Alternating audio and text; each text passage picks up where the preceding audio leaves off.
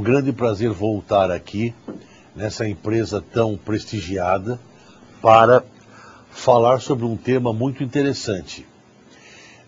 O meu nome é Mauro Otávio Nassif, eu sou um advogado criminalista militante há muitos anos e professor de processo penal e também professor de Tribunal do Júri da Escola Superior da Advocacia, a ESA, que é o braço intelectual da OAB. Há 11 anos que eu sou professor e coordenador deste curso prático do Tribunal do Júri e também de outros cursos de processo penal. A minha palestra de hoje vai ser sobre um tema muito interessante e muito atual. A minha palestra o título dela se chama O Novo Código de Processo Penal e o Tribunal do Júri. Foi o tema, então, que eu escolhi para esta palestra. Importante notar, caros alunos, alunas e alunos e internautas, importante notar que vai entrar em vigor o ano que vem, talvez no máximo em 2012, o novo Código de Processo Penal. Não um código antigo com modificações pontuais. Não, é um novo código que já está na reta final. Eu vou contar para vocês quem são os membros. Já passou pela Comissão de Constituição e Justiça. Eu tenho aqui o anteprojeto na minha mão, que agora já é projeto, porque já passou pela Comissão de Constituição e Justiça do Senado. O relator desse grande processo penal novo, que eu adorei o projeto, que deve entrar em vigor, é o senador da República, Renato Casagrande. É um senador. Ele não é mais senador porque ele foi eleito agora governador do Espírito Santo.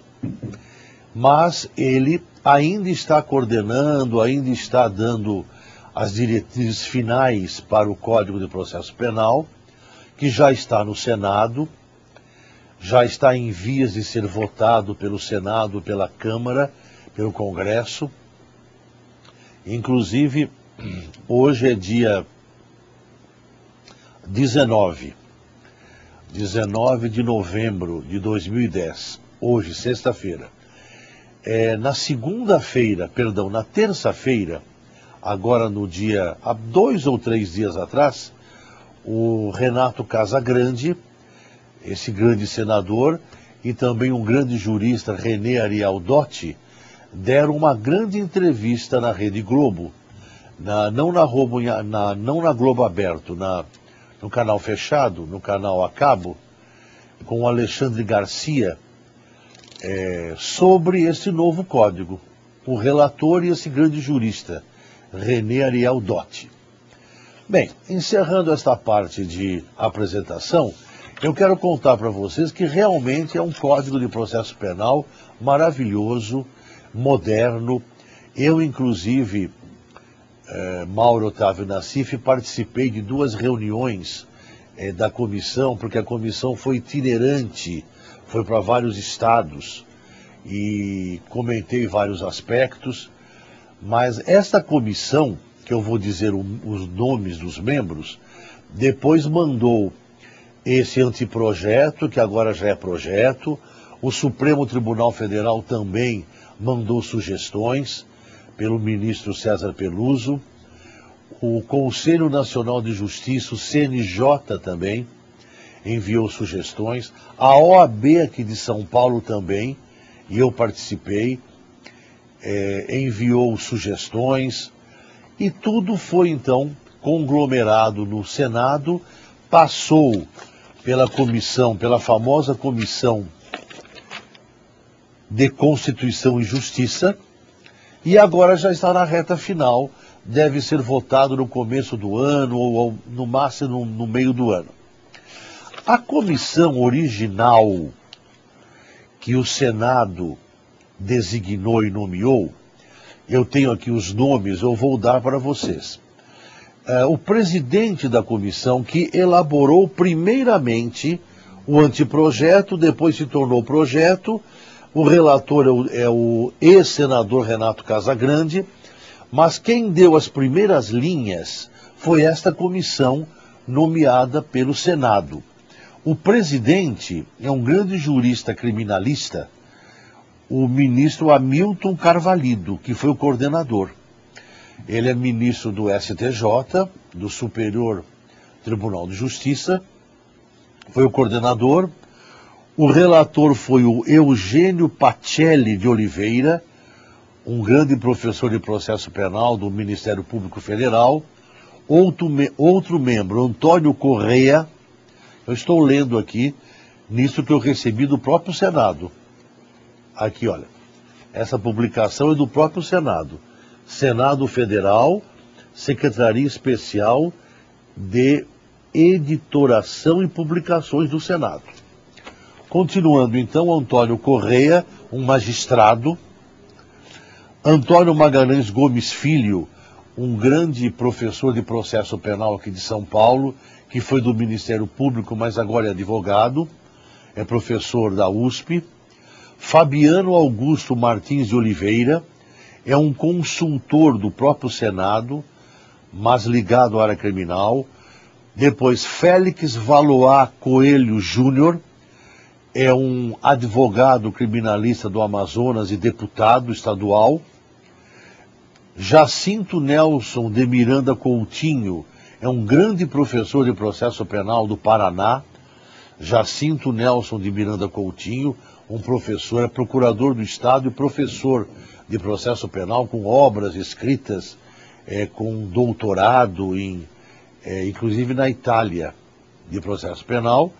Sandro Torres Avelar, é um delegado de polícia da Polícia Federal, também especializado na área criminal. E, finalmente, Tito Souza do Amaral, membro do Ministério Público de Goiás, de Goiânia. Aqui está, então, a comissão. Esta comissão preparou tudo com muito cuidado, com bastante calma, mandou para o Senado, houve alterações pela comissão do Senado, o próprio doutor René Ariel Dotti e outros, e a comissão foi itinerante, eu participei de 2 reuniões, e finalmente, então, o Código de Processo Penal novo já está pronto, e agora já vai à votação. Muito bem. Ele é, como eu já falei para vocês, eu tenho aqui em mãos, ele é um código simplesmente maravilhoso, moderno, espetacular, agilizando completamente o processo penal, enxugando o processo penal, inclusive na fase inquisitorial, disciplinando que haverá um juiz de instrução e um juiz da causa, da lide. Sempre haverá um juiz de instrução, um juiz preliminar, um juiz que não poderá participar da lide. Em alguns estados, em algumas comarcas muito distantes, do Amazonas, por exemplo, onde não há condições de existirem 2 juízes, então a comissão abre uma exceção para, neste caso, ser o mesmo juiz. Mas é uma exceção. Mas o que interessa para a minha palestra de hoje, que tem um tempo delimitado, eu não posso falar sobre todo o novo Código de Processo Penal, senão a palestra iria demorar mais ou menos umas 50 horas. Não é o caso. Eu então escolhi filtrar um pedaço do novo Código de Processo Penal, que é maravilhoso, que é espetacular. E no todo ele é muito bom, no todo. Mas no Tribunal do Júri, que eu sou professor do Tribunal do Júri na ESA, como já falei, no Tribunal do Júri houve 2 modificações simplesmente extraordinárias. Elas estão no novo Código de Processo Penal, isso já foi aprovado pela comissão, só falta a votação. Essas 2 modificações espetaculares que vão transformar o Tribunal do Júri realmente em algo muito justo, uma decisão justa. As modificações estão nos artigos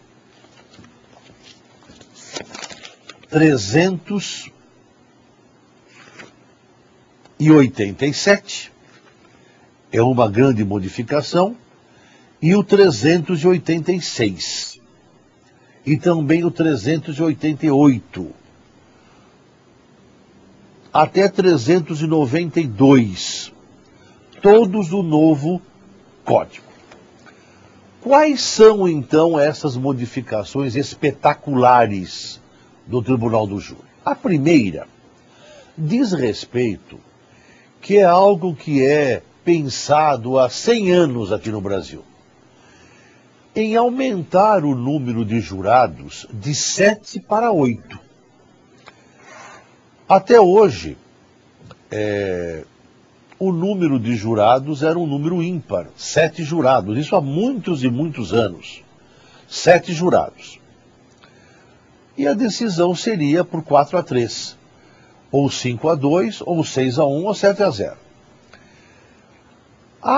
Havia uma grande dúvida sobre essa questão da votação, porque acontece o seguinte: o novo código aumentou o número de jurados de 7 para 8, transformando de número ímpar para número par. Qual é a utilidade disto em busca da justiça? Porque o Código de Processo Penal quer a justiça, quer o direito, quer a busca da verdade real.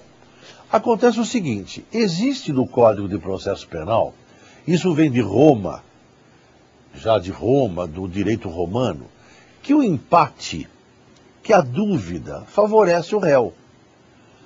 Isso é uma norma milenar. Antes de Roma, inclusive, já existia na Grécia essa norma: a dúvida favorece o réu.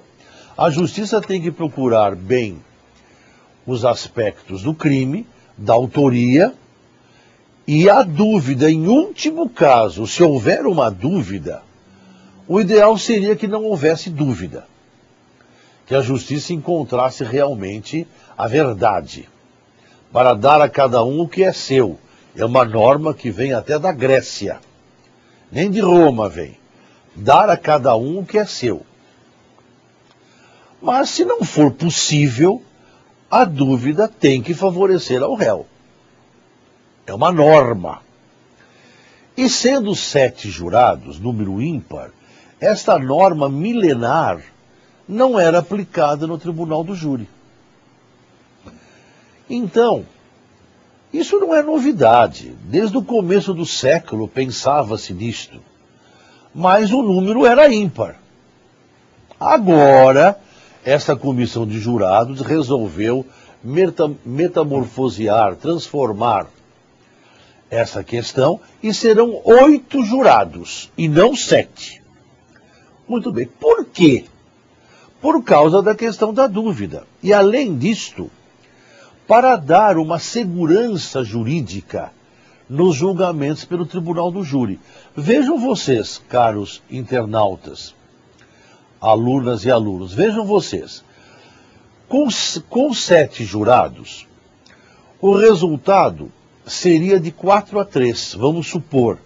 Pode ser 4-3, 5-2, 6-1, 7-0. Mas vamos imaginar que fosse 4-3 condenando o réu.